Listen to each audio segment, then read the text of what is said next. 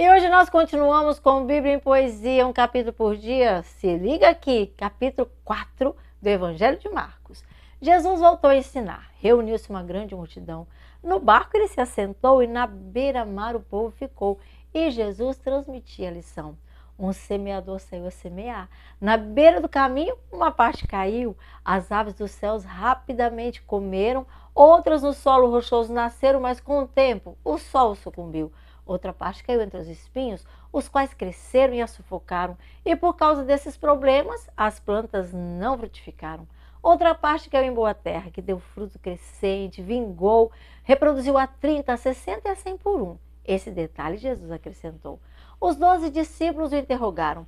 Não conseguiam a parábola entender. O reino do céu lhes é dado, tudo entendido, bem explicado, mas há alguns que não conseguem compreender. O semeador semeia a palavra, e alguns ficam à beira do caminho, enquanto ouve a palavra, é retirada, porque Satanás, a palavra, por ele é semeada, e eles selam com ele o seu destino.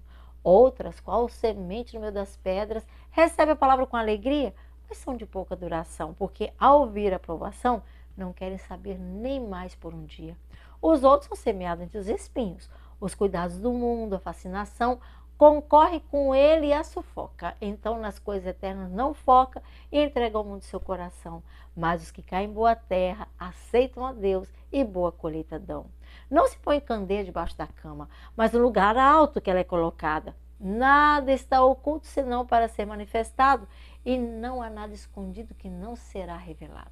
Com a medida que usarem, é com ela que os medirão.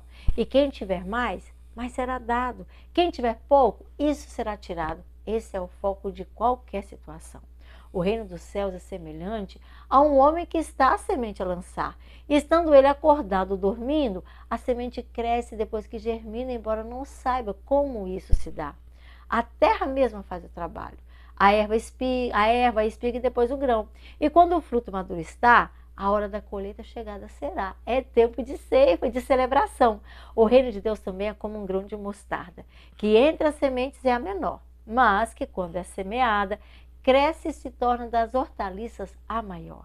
As aves em seus galhos preparam os ninhos, por ser tão grande o seu esplendor. E com muitas palavras Jesus lhes dizia, para a palavra lhes ensinar. E quando com os discípulos estavam todas as coisas, ele podia explicar. Então chamou os discípulos para ir do outro lado, após o anoitecer. E deixando a multidão no barco, o levaram. Outros barcos acompanharam em forte vendaval veio aparecer. E as ondas sobre o barco se arremessavam, começando de água, aquele barco encher. E Jesus na popa, tranquilo, dormia, sem importar com o que acontecia e nem mesmo com o que poderia acontecer. Mestre, estamos morrendo! Os seus discípulos começaram a gritar.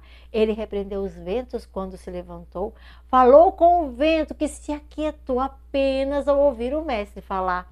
Então ele perguntou aos discípulos, por que vocês estão com medo? Ainda não têm fé? E eles, sobremodo apavorados, se olhavam uns aos outros para todo lado, e o vento e o mar obedecem. Quem é ele? Quem ele é? Na parábola da semente, Jesus nos mostra a lição que só pode a vida mudar quem a palavra aceitar e guardá-la no coração. A palavra de Deus tem poder sobrenatural de conduzir ao reino da luz, seguir os passos de Jesus e livrar do poder do mal. Todo bom conhecimento adquirido, busque com o outro compartilhar. Dessa forma, o conhecimento e de Deus, o relacionamento, de fato se multiplicará e você com certeza estará preparado para ver Jesus voltar. Que essa palavra te renove a fé e seja você mais uma vez reavivado.